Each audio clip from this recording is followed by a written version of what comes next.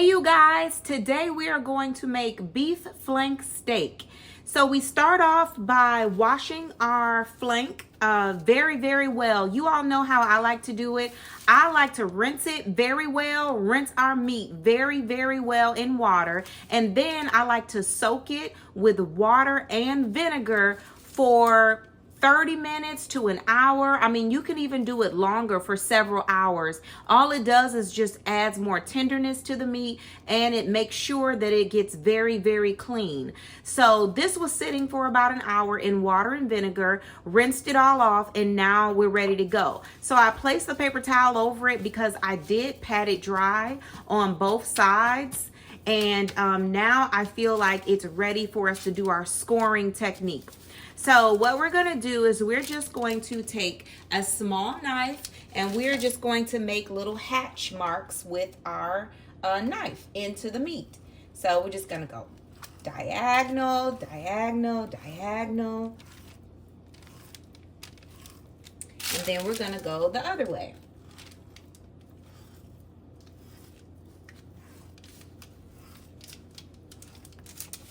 Okay, and that's it. That's all it is to scoring your meat. So next we're going to season it, and we're going to season it very well. So I'm going to use my real sea salt. Y'all know I love real sea salt. This is the best sea salt in my opinion. Number one, the flavor. The flavor is, it just adds something different. It's not like your regular salt that, you know, we're used to using, like regular table salt.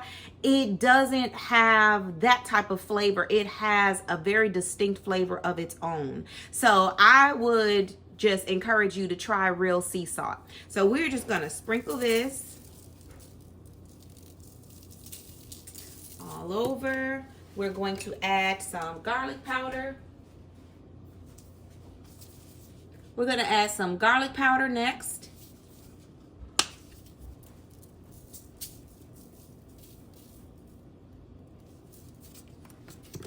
Okay, we're going to add some onion powder.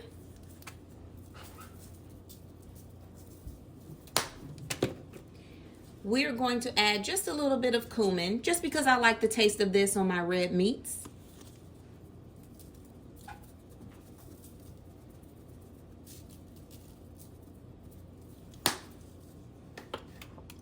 We are going to add my rainbow peppercorns. We're going to grind them up.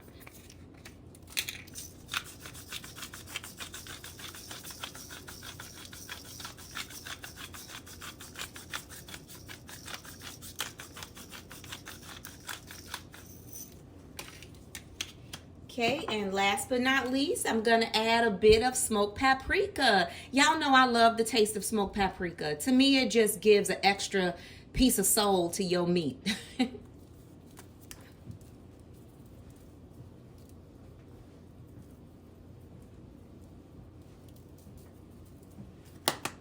Okay, so now we're going to flip it over, and then I'm going to do the same seasoning to the other side. I'm not going to score the other side, but I'm going to add the same seasoning to the other side.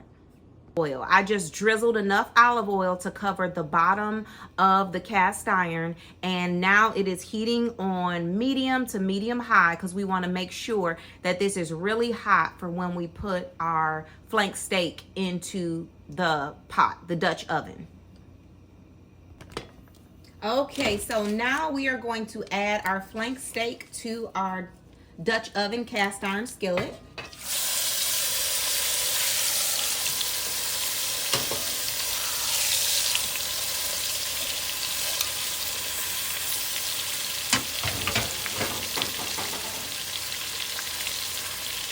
Okay, so we are going to let this cook on both sides, and we are going to monitor it because we do not want our flank steak to overcook.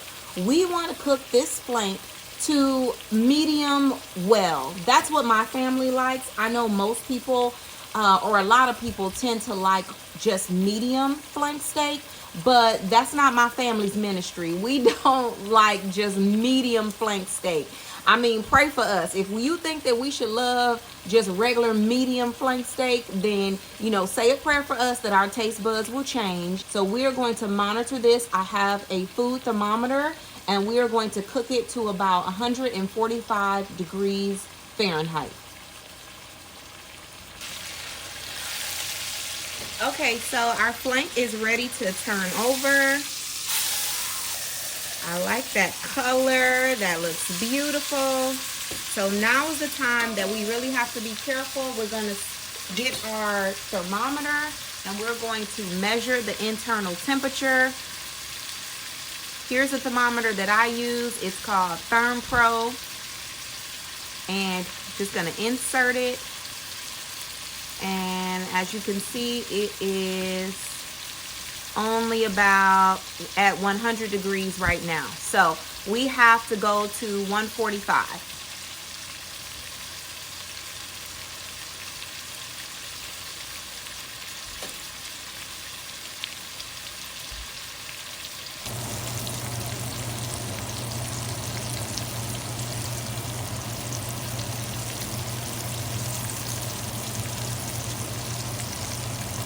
Okay, so you can see that we are at the temperature that we want it to be. So we're going to quickly turn it off. And we are going to remove our flank and set it aside. Right, we just took it out of the cast iron skillet and we are going to cover it with aluminum foil and let it rest for 10 minutes. It's always good to let your meat rest. So we're going to let this sit for 10 minutes and then I'm going to go off to the side and make our glaze sauce. Okay, for our glaze sauce, what I'm going to do is I'm just melting 2 tablespoons of grass-fed butter. And when this melts, then I'm going to add 2 large cloves of garlic. And then I will add probably some oregano, and that's about it. And then I may sprinkle it with some parsley flakes on the top. So let's let this butter melt and then I will add the garlic.